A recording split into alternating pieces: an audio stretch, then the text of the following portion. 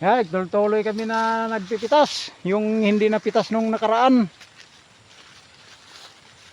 Naiwan namin nung nakaraang araw kasi umulan, hindi namin tinapos pagpitas.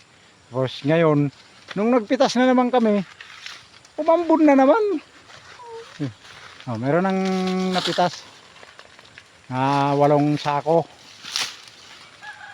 Ay, kalabaw ko na panghila mamaya. Tapos dito sa taas, mayroon pang to. Sa matapos ngayon, para maibaba lahat, para bukas makapagpa-tracer sana kung bakante yung tracer.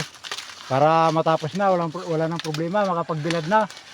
Alam mo naman dito sa amin, pag palapit na yung undas, nag-uulan. Kaya dapat matapos na magpipitas.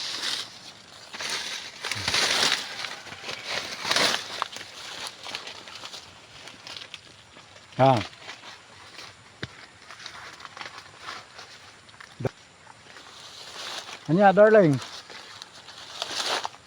para pag ano naman to, sunod na araw pag naibaba ko yung mais, mag-spray ako ulit dito ng pangdamo para hindi kaagad kumapal yung damo.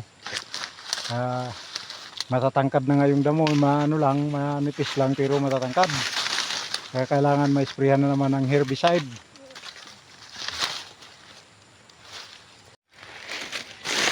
Ay, malapit na matapos. Kunti na lang.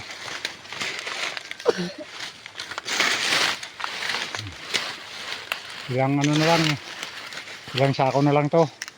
Malalaki yung bunga dyan, and then yeah. Kunti na lang.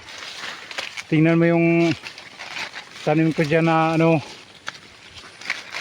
rambutan ba? Kita? Ay. Diretso na sa ako kasi kunti lang naman, kaya diretso na nila sa sako.